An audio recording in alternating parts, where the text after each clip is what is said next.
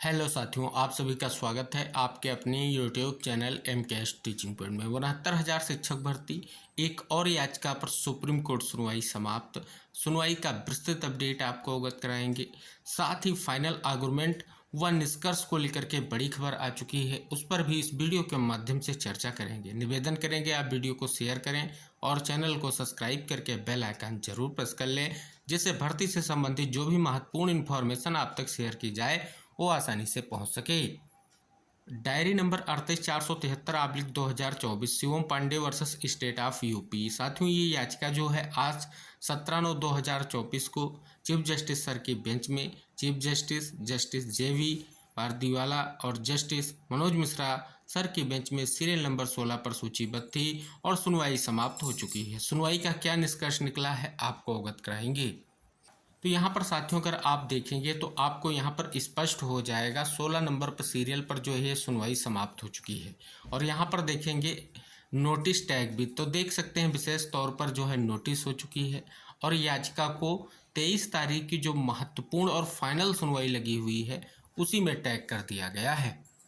अगर इसके अलावा साथियों हम बात कर लें, 13 तारीख को भी सुनवाई हुई थी, तब दो याचिकाएं यहाँ पर अगर आप देखेंगे वो भी टैग हुई। एक तो आपकी याचिका जो है जिसका डायरी नंबर 38,467/2024 और दूसरी 41,216/2024 Vinay Kumar Pandey versus state of UP और Himanshu Shukla versus state of UP. इन याचिकाओं पर जब सुनवाई हुई तब नोटिस जो है किया गया और इन याचिकाओं को भी टैग किया गया। अब यहाँ पर बात कर लेते हैं, आपको स्टेटस से भी निष्कर्ष निकल कर आएगा। जो आज की सुनवाई हुई है उसमें यहाँ पर देखेंगे नोटिस टैग विद जो है आप सभी को पता है 9 तारीख को चयनितों की ओर से लगभग 7 याचिकाओं पर सुनवाई हुई थी और महत्वपूर्ण सुनवाई हुई थी। और अगर उस सुनवाई का निष्कर्ष देखें तो वो बहुत ही महत्वपूर्ण है, क्योंकि 69,000 शिक्षक भर्ती में हाई कोर्ट डबल बेंच के फैसले को चैलेंज करते हुए ये समस्त याचिकाएं सुप्रीम कोर्ट में दाखिल की गई हैं। साथियों, 9 तारीख में जो याचिकाओं में सुनवाई हो करके जो निष्कर्ष निकला वो महत्वपूर्ण है। साथियों, यहाँ पर देखेंगे diary number 38,554/2024 Ravi Kumar Saxena versus state of UP. इसमें और सभी याचिकाएं कनेक्टेड हैं।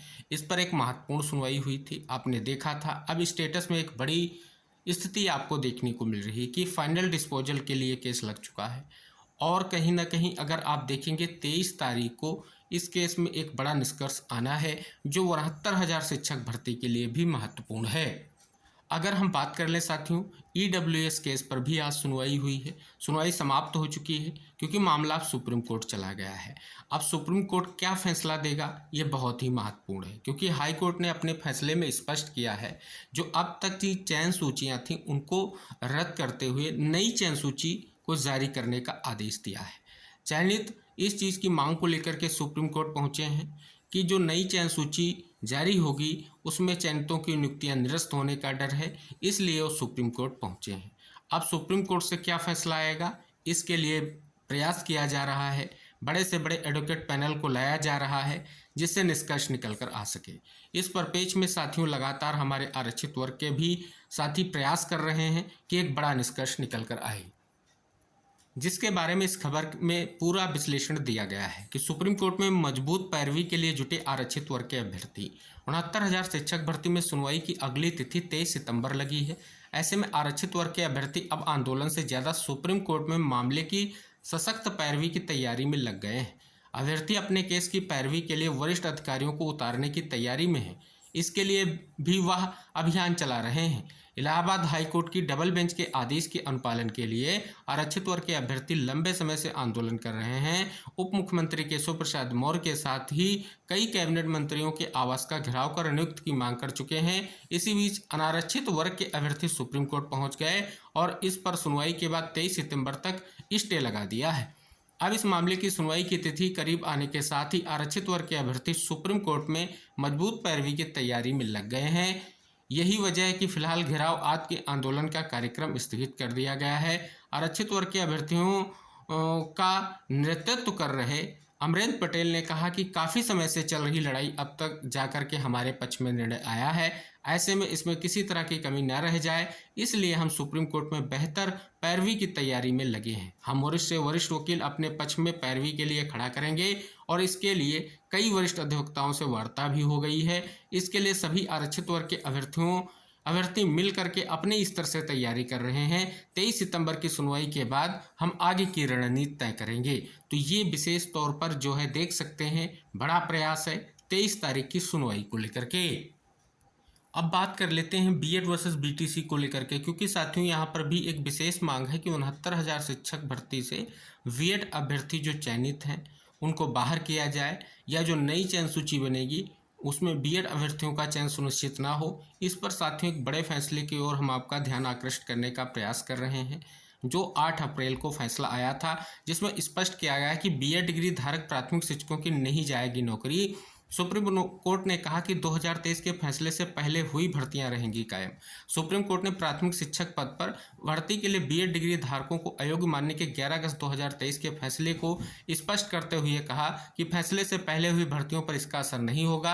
यानी जिन बीएड डिग्री धारक प्राथमिक शिक्षकों की नियुक्ति फैसला आने से पहले हो चुकी थी और उनकी भर्ती के विज्ञापन में बीएड भी योग्यता के रूप में शामिल माना गया था, उन लोगों की नौकरी बनी रहेगी।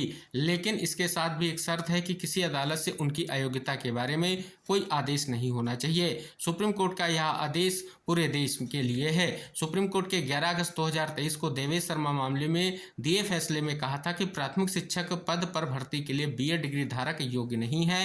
कोर्ट ने माना था कि बीटीसी और डीएलएड ही इसके योग्य हैं।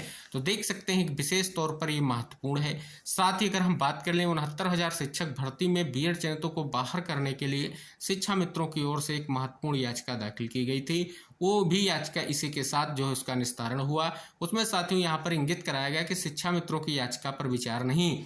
उत्तर प्रदेश प्राथमिक शिक्षा मित्र एसोसिएशन ने भी अर्जी दाखिल कर शिक्षा मित्रों को नियमित किए जाने की मांग की थी, लेकिन कोर्ट ने सोमवार को उनकी याचिका पर विचार नहीं किया। वकील बार बार मामला उठाए जाने के बावजूद पीठ उस पर विचार किए बगैर उठ गई। तो ये भी एक महत्वपूर्ण पहलू यहाँ पर इंगित कराया गया है, जो कहीं ना कहीं महत्वपूर्ण है और विशेष तौर पर एक बड़ा फैसला है जो बीएड अभ्यर्थी हैं और 11 अगस्त 2023 के फैसले से पहले उनका चयन सुनिश्चित हो चुका है। तो ये जो विशेष मांग है, इस पर क्या निष्कर्ष निकलेगा, यह भी 23 तारीख की सुनवाई को लेकर के जो स्थितियां हैं वो महत्वपूर्ण है और कहीं ना कहीं एक अहम और महत्वपूर्ण मुद्दा भी है। दूसरी तरफ शिक्षा मित्रों का भी प्रयास है कि उनको कहीं ना कहीं 69,000 शिक्षक भर्ती में विशेष तौर पर स्थान दिया जाए। इसके लिए वो सुप्रीम कोर्ट तक गए हैं, लेकिन अभी तक जो है कहीं ना कहीं उनके लिए निष्कर्ष निकल कर नहीं आया है। यहाँ पर साथियों अगर हम बात कर लें, अकेले उत्तर प्रदेश में बीएड डिग्री धारक प्राथमिक शिक्षक की संख्या 34,000 है। अगर हम बात कर रहे हैं ये 69,000 शिक्षक भर्ती में बीएड चयनितों की संख्या दी गई है। तो इस प्रकार से अगर आप देखेंगे तो कहीं ना कहीं एक महत्वपूर्ण फैसला अब जो 23 तारीख को आएगा उससे कहीं ना कहीं निष्कर्ष निकलने की उम्मीद है। तो साथियों ये बीएड वर्सेस बीटीसी के परिपेक्ष में अब अभी के अगर हम मूल्यांकन को देखें तो 8 अप्रैल के फैसले के बिहाफ पर, क्योंकि 69,000 शिक्षक भर्ती में जो बीएड की नियुक्तियां हुई हैं, बीएड योग्यता के रूप में शामिल था और उनकी नियुक्तियां जो है 11 अगस्त 2023 से पहले हुई हैं। लेकिन अब सुप्रीम कोर्ट का जो फैसला भर्ती के परिपेक्ष में आने जा रहा है, क्या आएगा इसका सभी को इंतजार है और जो भी फैसला आएगा वो महत्वपूर्ण रहेगा। तो इस प्रकार से साथियों आपने यहाँ पर देखा महत्वपूर्ण निष्कर्ष आपको देखने को मिल रहा है। कहीं ना कहीं साथियों यहाँ पर स्पष्ट हो रहा है कि जो सुप्रीम कोर्ट का फैसला आएगा वो बहुत ही महत्वपूर्ण रहेगा। तो इस प्रकार से साथियों 23 तारीख की सुनवाई जो फाइनल डिस्पोजल को लेकर के लगी हुई है वो बहुत ही महत्वपूर्ण है और सभी टीम्स अपना प्रयास कर रही हैं। क्या निष्कर्ष निकलेगा सभी इसकी उम्मीद में है, तो जो भी निष्कर्ष होगा महत्वपूर्ण होगा। अगर आप देखें तो साथियों लगभग 10 से 11 याचिकाएं टोटल हैं सुप्रीम कोर्ट में अब तक हाईकोर्ट फैसले के खिलाफ, और उसमें कहीं ना कहीं अचयनित अनारक्षित वर्ग के अभ्यर्थी हैं। और अगर हम बात कर लें विशेष तौर पर चयनितों ने भी याचिकाएं की हैं, तो इन पर क्या निष्कर्ष निकलेगा सभी को कहीं ना कहीं इंतजार है। तो आप इस वीडियो को अंत तक देखते हुए दोस्तों तक ज़रूर शेयर करें जिससे सभी को महत्वपूर्ण इन्फॉर्मेशन प्राप्त हो सके। तो हम मिलते हैं नेक्स्ट अपडेट के साथ, तब तक के लिए टेक केयर, बाय बाय साथियों।